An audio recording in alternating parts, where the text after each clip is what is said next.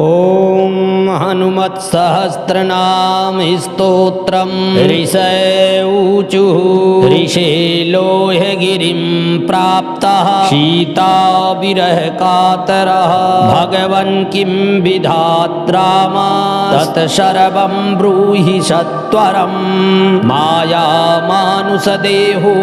ददर्शाग्रे कपीश्वरम् हनुमन्तं जगत्स्वामी बालार्क समतेजसं ससत्वरं समागम्य साष्टांगं प्रणिपत्य च कृताञ्जलिपुटो भूत्वा हनुमान् राममब्रवीत्। हनुमानुवाच धन्योऽस्मि कृतकृत्योऽस्मि दृष्ट्वा तत्पादपङ्कजं योगिनामप्यगम्यं च संसारभयनाशनं पुरुषोत्तमदेवेश कर्तव्यं तन्निवेद्यताम्। श्रीराम उवाच जनस्थानं कपिश्रेष्ठोऽप्यागत्य स्वदेहजां हृतवान् विप्रसम्भेषु मारीचानुगते मयि गवेष्य साम्प्रतं वीर जानकी हरणे पर त्वया गम्यो न को देश त्वं च ज्ञानवताम्बरः सप्तकोटि महामन्त्र मन्त्रिता वयवः प्रभुः ऋषयूचुः को मन्त्रः किं च तद्ध्यानं तन्नो ब्रूहि यथार्थतः तथा सुधारसं पीत्वा न तृप्यामः परन्तप। वाल्मीकिरुवाच मन्त्रं हनुमतो विद्धि भुक्तिमुक्तिप्रदायकं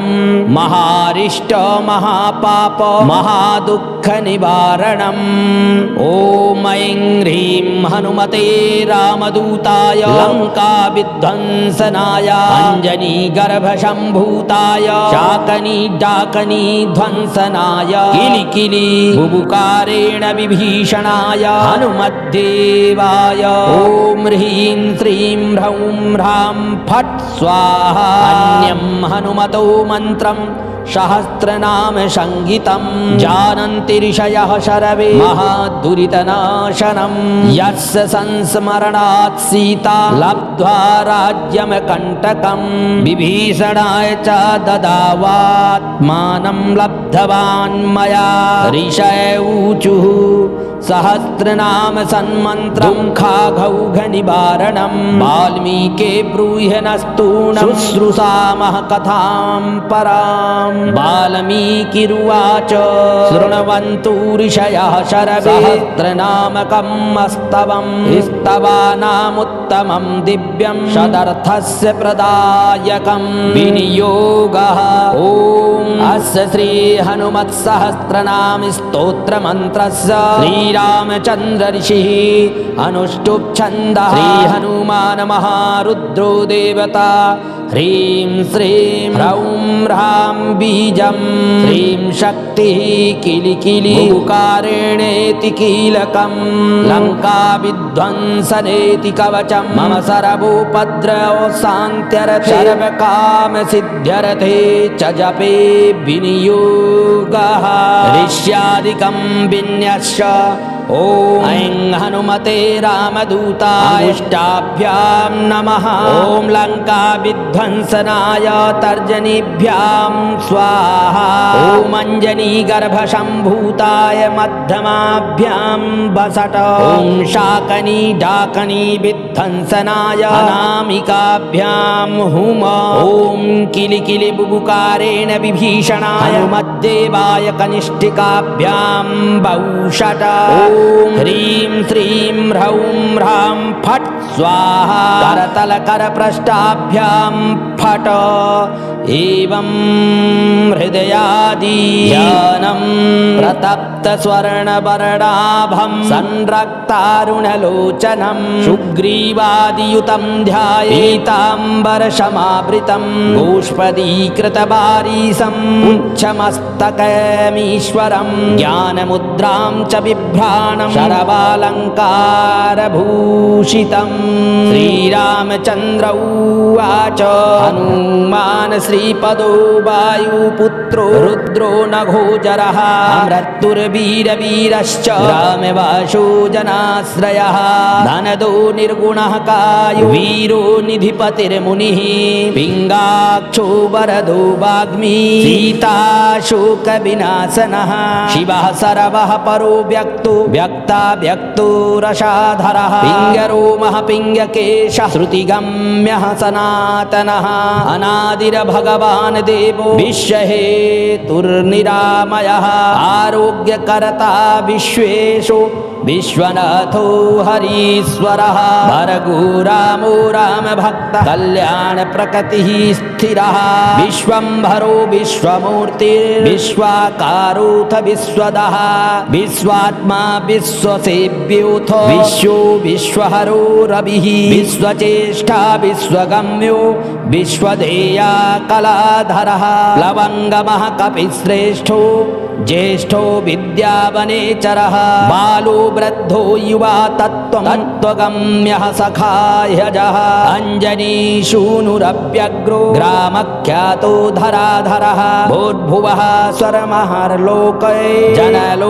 जनलोकस्तपोव्ययः शक्तमोङ्कारगम्यश्च प्रणयो व्यापको मलः शिवधर्मप्रतिष्ठाता रामेष्ठा फाल्गुनप्रियः गोष्पदीकृतबारीसः पूर्णकामोधरापतिः रक्षोघ्नः पुण्डरीकाक्षः शरणागतवत्सलः जानकी प्राणदाता च रक्षः प्राणापहारकः ओढः सत्यः पीतवासः दिवाकर्षमप्रभः देवोद्यानविहारी च देवता भयभञ्जनः भक्तोदयो भक्तलब्धो भक्तपालन तत्परः द्रोणहर्ता शक्तिनेता शक्तिराक्षसमारकः रक्षोघ्नो रामदूतश्च शाकनी जीवहारकः बुभुकारहतारातिर्गर्वपर्वतमर्दनः हेतुस्त्वहेतुः प्रांशुश्च विश्वभर्ता जगद्गुरुः जगन्नेता जगन्नाथो जगदीशो जनेश्वरः जगद्धितो हरिः श्रीशो गरुडस्मै भञ्जनः पार्थध्वजो वायुपुत्रो अमितपुच्छो अमितविप्रभः ब्रह्मपुच्छः परं ब्रह्म पुच्छो रामेष्टैव च शुग्रीवादियुतो ज्ञानी वानरो वानरेश्वरः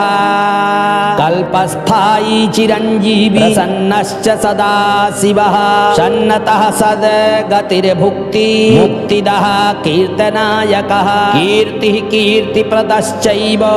समुद्रः श्रीपदः शिवः भक्तोदयो भक्तगम्यो भक्तभाग्यप्रदायकः उदधिक्रमणो देवः संसारभयनाशकः बालिबन्धनकृतविश्वजेता विश्वप्रतिष्ठितः लङ्कारिः कालपुरुषो लङ्केशग्रहभञ्जनः भूतावासो वासुदेवो वसुस्त्रीभुवनेश्वरः श्रीरामरूपः कृष्णस्तु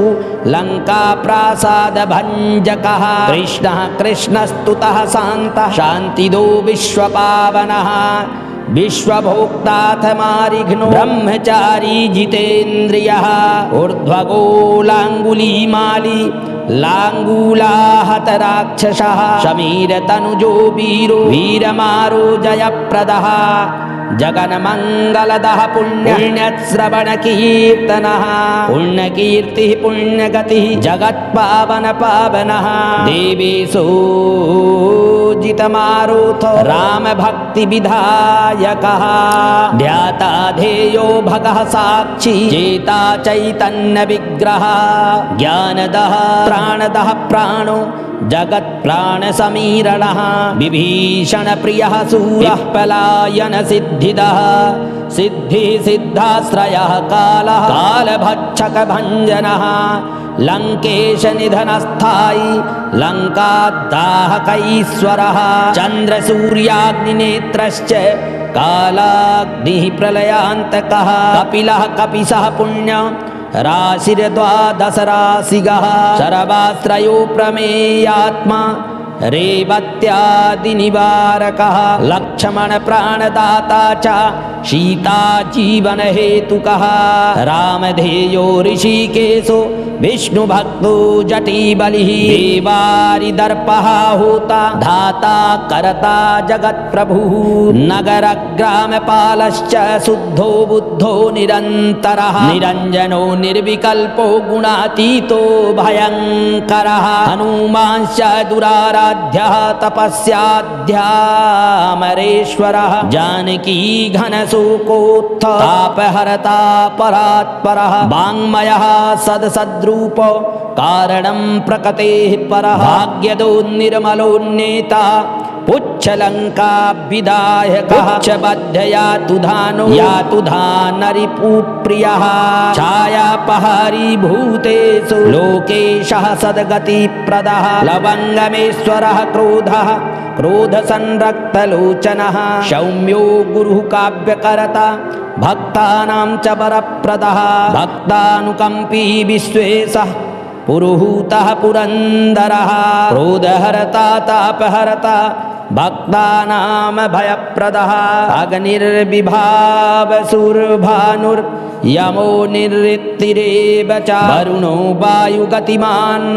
वायुः कुबेर ईश्वरः रविश्चन्द्रः कुजः सौम्यो गुरुः काव्यः शनैश्चरः राहु केतुर्मेरुधाता धरता हरता समीरजः मशकीकृतदेवारी दैत्यारिर्मधुसूदनः कामः कपिः कामपालः कपिलो विश्वजीवनः भागीरथी पदाम्भोजः हेतुबन्धः विशारदः स्वाहा स्वधाः विः कव्यः व्यवाह्य प्रकाशकः स्वप्रकाशो महावीरो लघुरमितविक्रमः भञ्जनोद्दानगतिमान् सद्गतिः पुरुषोत्तमः जगदात्मा जगद्योनिर्जगदन्तो ह्यनन्तकः विपाप्मा निष्कलङ्कोऽथ महात्मा हृदयङ्कृतिः खम्बायुः पृथिवीरापो वह्निर्दिक्पाल एव च क्षेत्रज्ञः क्षेत्रहरता च पल्वालीकृतसागरः हिरण्मयः पुराणश्च खेचरो भूचरो मनुः हिरण्यगर्भः सूत्रात्मा राजराजो विशाम्पतिः वेदान्तवेदौदगीतो वेदवेदाङ्गपारगः प्रतिग्रामस्थितिः सद्यः स्फूर्तिदाता गुणाकरः नक्षत्रमाली भूतात्मा शूरभिः कल्पपादपः चिन्तामणिर्गुणनिधिः प्रजाधारो ह्यनुत्तमः पुण्यश्लोकः पुरारातिर्ज्योतिष्मान् शर्करीपतिः किलकिलारावसन्त्रस्त भूतप्रेतपिशाचकः ऋणत्रयहरः सूक्ष्मः स्थूलः सर्वगतिः पुमान् अपस्मारहरः स्मरता श्रुतिर्गाथा स्मृतिर्मनुः स्वर्गद्वार प्रजाद्वार मोक्षद्वारपतीश्वरः नादरूपः परं ब्रह्म ब्रह्म ब्रह्म पुरातनः एकोऽनेको जनः शुक्लः स्वयं ज्योतिरनाकुलः ज्योतिरज्योतिरनादिश्च सात्विको राजसस्तमः तमोहरता निरालम्बो निराहारो गुणाकरः गुणाश्रयो गुणमयो बृहत्कर्मा बृहद्यसाः बृहद्धनुर्बृहत्पादो बृहन्मूर्धा बृहस्वनः बृहत्कायो बृहन्नासो बृहद्बाहुर्बृहत्तनुः बृहद्यतनो बृहत्कामो बृहत्पुच्छो बृहत्करः बृहद्गतिर्बृहत्सेव्यो बृहल्लोकफलप्रदः बृहच्छक्तिर्बृहद्वाञ्छा फलदो बृहदीश्वरः बृहल्लोकनुतो द्रष्टा विद्यादाता जगद्गुरुः देवाचार्यः सत्यवादी ब्रह्मवादी कलाधरः सप्तपातालगामी च मलयाचलसंश्रयः उत्तरासा स्थितिः श्रीदो दिव्यौषधिवसः खगः शाखामृगः कपीन्द्रोऽथ पुराणः प्राणचञ्चुरः चतुरो ब्राह्मणो योगी योगगम्यः परापरः अनादिनिधि दो व्यासो वैकुण्ठः पृथ्वीपतिः अपराजितोज्जितारातिः सदानन्दो गिरीशजः गोपालो गोपतिर्योद्धा कलिकालः परात्परः मनोवेगी सदा योगी संसारभयनाशनः तत्त्वदाताथ तत्त्वज्ञस्तत्त्वं तत्त्वप्रकाशकः शुद्धो बुद्धो नित्ययुक्तो भक्तराजो जगद्रथः प्रलयो वितमायश्च मायातीतो विमत्सरः मायाभर्जितरक्षाश्च मायानिर्मितविष्टपः मायाश्रयश्च निरलेपो मायानिर्वर्तकः सुखं सुखी सुखप्रदो नागो महेशकृतस्तवः महेश्वरः सत्यसन्धः सरभः कलिपावनः रसोरसज्ञः सन्मानो रूपं चक्षुस्तुतिः खगः घ्राणो गन्धा स्पर्शनं च स्परसोऽहङ्कारमानगः नेति नेतीति गम्यश्च वैकुण्ठभजनप्रियः गिरीशो गिरिजाकान्तो दुर्वासाः कविरङ्गिराः भृगुर्वसिष्ठश्च वनो नारदस्तुम्बरो बलः विश्वक्षेत्रं विश्वबीजं विश्वनेत्रं च विश्वपः याजको यजमानश्च पावकः पितरस्तथा श्रद्धा बुद्धि क्षमा तन्त्रो मन्त्री मन्त्रपितासुरः राजेन्द्रो भूपतिरुण्ड माली संसारसारथिः नित्यः सम्पूर्णकामाश्च भक्तकामधुगुत्तमः गणपः केशवो भ्राता पिता माताथ मारुतिः सहस्रमूर्धा सहस्राक्ष्यः सहस्राक्षः सहस्रपात् कामजित् कामदहना कामी कामफलप्रदः मुद्रापहारिरक्षोघ्नः क्षितिभारहरो बलः नखदंष्ट्रायुधो विष्णुर्भक्ताभयवरप्रदः दर्पः दर्पहो द्रष्टा शतमूर्तिर्मूर्तिमान् महानिधिर्महाभागो महागर्भो महर्दिधिः महाकारो महायोगी महातेजा महद्युतिः महाकरमो महानादो महामन्त्रो महामतिः महागमो महोदारो महादेवात्मको विभुः रुद्रकर्मा क्रूरकर्मा रत्ननाभाकृतागमः अम्भोधिलङ्घनः सिंहः सत्यधर्मा प्रमोदनः जितामित्रो जयः सोमो विजयो वायुवाहनः जीवो धातः सहस्रांशुर्मुकुन्दो भूरि दक्षिणः सिद्धार्थः सिद्धिदः सिद्ध संकल्पः सिद्धिहेतुकः सप्तपातालचरणः सप्तर्षिर्गणवन्दितः सप्ताधिर्लङ्घनो वीरः सप्तदीपोरुमण्डलः सप्ताङ्गराज्यसुखदः सप्तमातृनिषेवितः सप्तस्वरलोकमुकुटः सप्तहोत्रीश्वराश्रयः सप्तच्छन्दोर्निधिः सप्तच्छन्दः सप्तजनाश्रयः सप्तसामोपगीतश्च सप्तपालासंश्रयः मेधादः कीर्तिदः शोको हारी दौर्भाग्यनाशनः सर्ववस्य करो गर्भ दोषः पौत्रदः प्रतिवादिमुखस्तम्भो रुष्टचित्तप्रसादनः पराभिचारशमनो दुःखः बन्धमोक्षदः नवद्वारपुराधारो नवद्वारनिकेतनः नवनारायणस्तुत्यो नवनाथमहेश्वरः मेखली कवची खड्गी भ्राजिष्णुरविष्णुसारथिः बहुयोजनविस्तीर्ण पुच्छदुष्टहतासुरः दुष्टग्रहनिहन्ता च पिशाचग्रहघातकः बालग्रहविनाशी च धर्मनेता कृपाकरः उग्रकृत्य उग्रवेग उग्रनेत्रः शतक्रतुः शतमन्युस्तुतः स्तुत्यः स्तुतिः स्तोता महाबलः समग्रगुणशाली च व्यग्रो रक्षो विनाशनः रक्षोऽग्निदाहो ब्रह्मेशः श्रीधरो भक्तवत्सलः मेघनादो मेघरूपो मेघवृष्टिनिवारकः मेघजीवनहेतुश्च मेघश्यामः परात्मकः समीरतनयो योद्धा तत्त्वविद्याविशारदः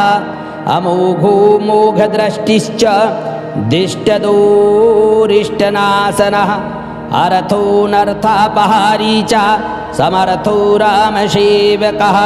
अरथी धन्नो सुरारातिः पुण्डरीकाक्षयात्मभूः शङ्कर्षणो विशुद्धात्मा विद्याराशिः सुरेश्वरः प्रचलोद्धारको नित्यः सेतुकृद्रामसारथिः आनन्दः परमानन्दो मत्स्यः कूर्मो निधीश्वरः बाराहो नारसिंहश्च वामनो जमदग्निजः रामः कृष्णः शिवो वृद्धः कल्की रामश्च मोहनः भृङ्गी नन्दी च चण्डी च गणेशो गणसेवितः करमाध्यक्षः सुरारामो विश्रामो जगतीपतिः जगन्नाथः कपीशश्च सर्वावासः सदाश्रयः सुग्रीवादिस्तुतो दान्तः सर्वकर्मप्लवङ्गमः नखदारितरक्षाश्च नखयुद्धविशारदः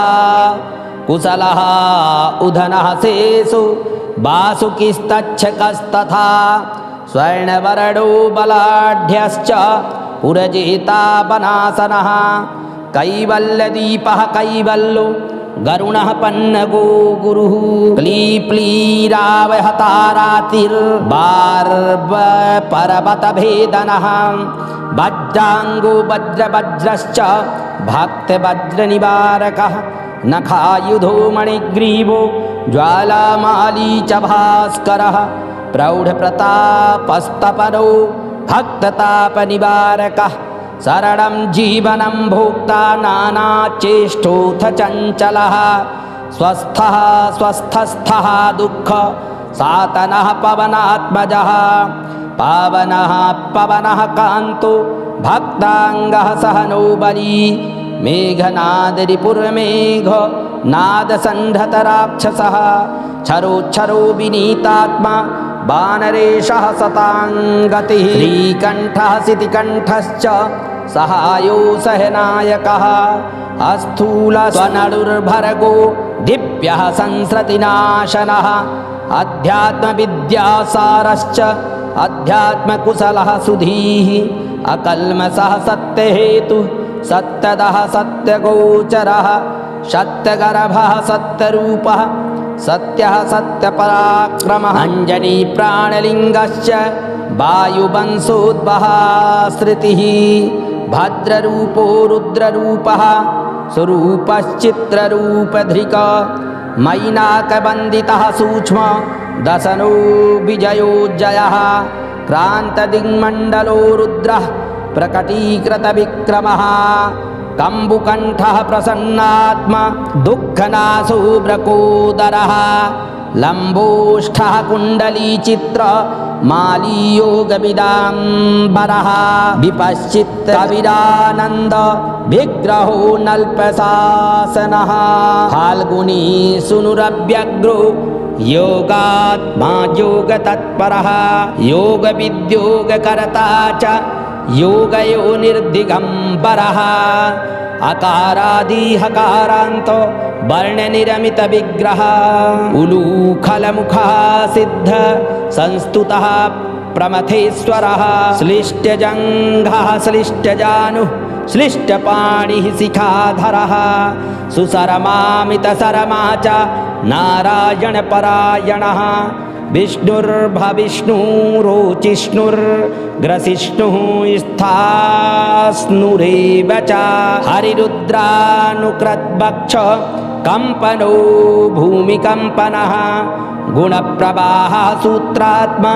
वीतरागः स्तुतिप्रियः नागकन्या भयध्वंसी ऋतुपर्णः कपालभृत अनाकूलो भगो पापो भगवान् वेदपारगः अक्षरः पुरुषो लोकनाथो ऋक्षप्रभुर्दृढः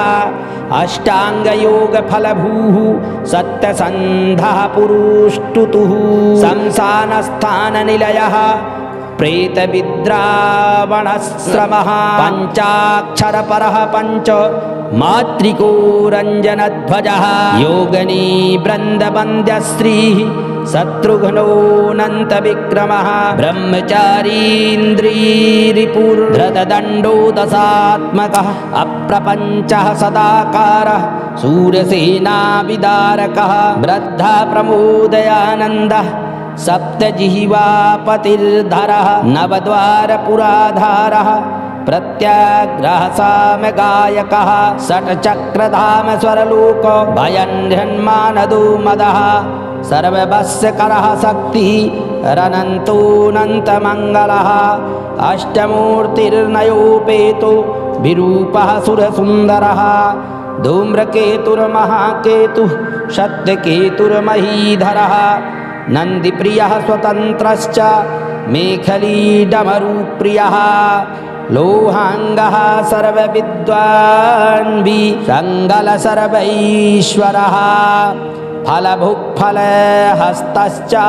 सर्वकर्मफलप्रदः धर्माध्यक्षो धर्मफलो धर्मो धर्मप्रदोऽर्थदः पञ्चविंशतितत्त्वज्ञस्तारको ब्रह्म तत्परः त्रिमार्गवसतिरभीमः सर्वदुष्टनिवर्हणः ऊर्जस्वान्निष्कलः शूली मौलिर्गर्जो निशाचरः रक्ताम्बरधरो रक्तो रक्तमाला विभूषणः वनमाली शुभाङ्गश्च श्वेतः श्वेताम्बरो युवा जयो जयः परिवारः सहस्रवदनः कपिः शाकनी डाकनी यक्ष रक्षो भूतप्रभञ्जकः सद्यो जातः कामगतिर्ज्ञानमूर्तिर्यशस्करः शम्भुतेजाः सर्वभौमो विष्णुभक्तः प्लवङ्गमः चतुर्नवतिमन्त्रज्ञः पौलस्तबलदर्पः सर्वलक्ष्मीप्रदः श्रीमान्नङ्गदप्रियदर्पनुता स्मृतिबीजं सुरेशानः संसारभयनाशनः उत्तमः श्रीपरिवारः श्रितरुद्रस्य कामधुक् वाल्मीकिरुवाच इति नाम्नां सहस्रेण स्तुतो रामेण वायुभुवाच तं प्रसन्नात्मा सन्ध्यायात्मानमव्ययम् हनुमान उवाच ध्यानास्पदमिदं ब्रह्म मत्पुरः समुपस्थितं स्वामिन् कृपानिधे राम ज्ञातोऽसि कपिना मया तद्ध्याननिरता लोकाः किं मां जपसि सादरम् तवागमनहेतुश्च ज्ञातो ह्यत्र मया नघ कर्तव्यं मम किं राम तथा ब्रूहि च राघव इति प्रचोदितो रामः प्रहष्टात्ममेदमब्रवीत् श्रीराम उवाच दुर्जयः खलु वैदेहीं गृहीत्वा कोऽपि निर्गतः हत्वा तं निर्घणं वीर आनयस्व कपीश्वर मम दास्यं कुरु सखे भव विश्वसुखङ्करः तथा कृते त्वया वीर मम कार्यं भविष्यति ओमित्याज्ञान्तु शिरसा गृहीत्वा स कपीश्वरः विधेयं विधिवत्तत्र चकार स शिवः स्वयम् इदं नाम्नां सहस्रं तु योधीते प्रत्यहं नरः दुःखौघो नश्यते तस्य सम्पत्तिर्वर्धते चिरं वश्यं चतुर्विधं तस्य भवत्येव न संशयः राजानो राजपुत्राश्च राजकार्याश्च मन्त्रिणः त्रिकालपठनादस्य दृश्यान्ते च त्रिपक्षतः अश्वत्थमूले जपतां नास्ति वैरिकृतं भयं त्रिकालपठनात् तस्य सिद्धिः स्यात् करसंस्थिता ब्रह्मे मुहूर्ते चोत्थाय प्रत्यहं यः पठेन्नरः ऐहिकामुस्मिकं सोऽपि लभते नात्र संशयः संग्रामे सन्निविष्टानां वैरिविद्रावणं परं ज्वरापस्मारशमनं गुलमादीनां निवारणं साम्राज्यसुखसम्पत्तिदायकं जपतां नृणां स्वर्गं मोक्षं समाप्नोति रामचन्द्रप्रसादतः य इदं पठते नित्यं श्रावयेत्वा समाहितः सर्वान् कामान् वाप्नोति वायुपुत्रप्रसादतः इति ब्रह्माण्डपुराणे उत्तरखण्डे श्रीरामकृतं हनुमत्सहस्रनामस्तोत्रं सम्पूर्णम्। ॐ श्रीराम जय राम जय जय राम श्रीराम जय राम जय जय राम श्रीराम जय राम जय जय राम श्रीराम जय राम जय जय राम श्रीराम जय राम जय जय राम श्रीराम जय राम जय जय